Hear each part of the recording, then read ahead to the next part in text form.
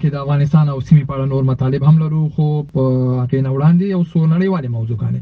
هالند کې مهمو پارلماني ټاکنو لپاره رایه اچونه روانه ده. څو ډلې د دې چانس لري چې انتخاباتو کې د لویې ډلې په توګه راڅرګند شي. دې کې د اروپایي ټولنې او اسلام مخالفه ګوند د ازادۍ ډله چې مشري خیرد ویلډرز کوي هم شامله ده. نورو سیاستوالو ویلي دي چې نوموړي سره به په ائتلاف کې نه شاملېږي. تمه ده چې له ټاکنو سملاسي وروسته به د ائتلاف په اړه خبرې پیلېږي. انتخاباتو کې 28 ډلې د پارلمان 1.5 سل چوکیو لپاره سیالي کوي. رایه اچونه به په سیمه ییز وخت د ماسخوتن 9 بجو پورې دوام مومي او تمه ده چې سبا سهار وختي به نتیجې را څرګندېدل پیل شي.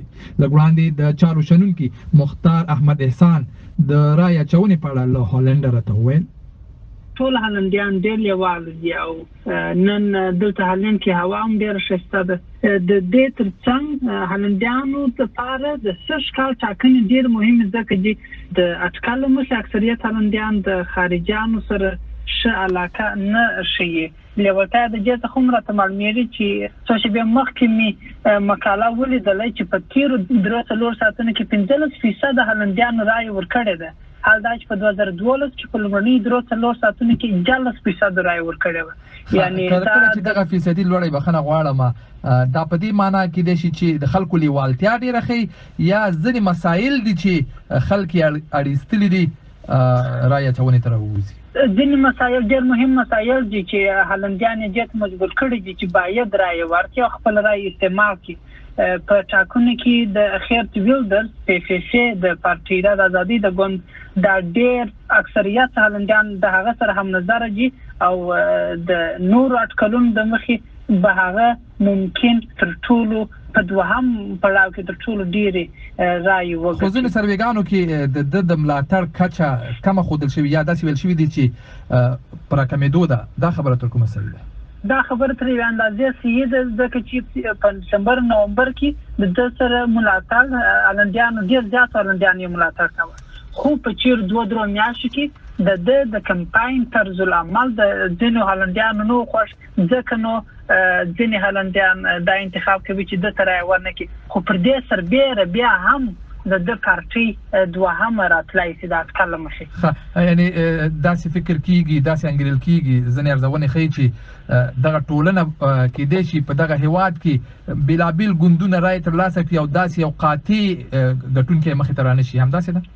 بله دا خبره صحیح ده. دا ځکه چې دغه د ازادۍ پارټي PFF د خیرد ویلډرز ته دوی که چیرې ډېرې زیاتې رایې وګټي، نورو تقریبا ټولو ګوندونو په ډېر ښکاره ډول ویلي دي چې هغوی هېڅکله نه غواړي چې د خیرد ویلډرز سره یو ځای کار وکړي. د حاکم ګوند د لاسته راوړنو په اړه که راته ووایاست، د هغوی څومره امکان لیدل کېږي؟ په دا تېرو څو ورځو کې ترکیې سره د هالند د وروستۍ ناندري چې رامنځته شوي دي، ځینې کسان داسې فکر کوي چې د حاکم ګوند سخت دریځ په دې برخه کې حاکم ګوند ته هم ګټه رسولې ده.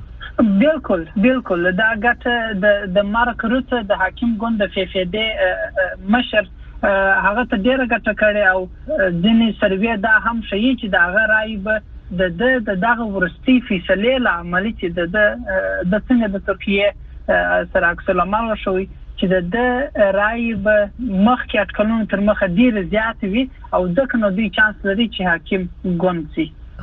کله چې د خیرد ویلډرز ډېرې رایې ترلاسه کړي چې د کډوالو اندېښنې په دې برخه کې څه دي؟ د هغې مشخصې اندېښنې آیا داسې لویې اندېښنې هم شته دي؟ بالکل اکثریت کډوال ځینې ناراضه دي او د خیرد ویلډرز کړنلاره د کډوالو پر ضد ډېره سخت دریځه ده. ځینې کوچني پارټیانې هم د هغو کډوالو حمایت کوي چې د هغوی سره مرسته وکړي او د خیرد ویلډرز په وړاندې ضدیت وښیي. د چارو شنونکی مختار احمد احسان و چې له هالنډ سره د دغه هېواد په پارلماني ټاکنو خبرې کولې.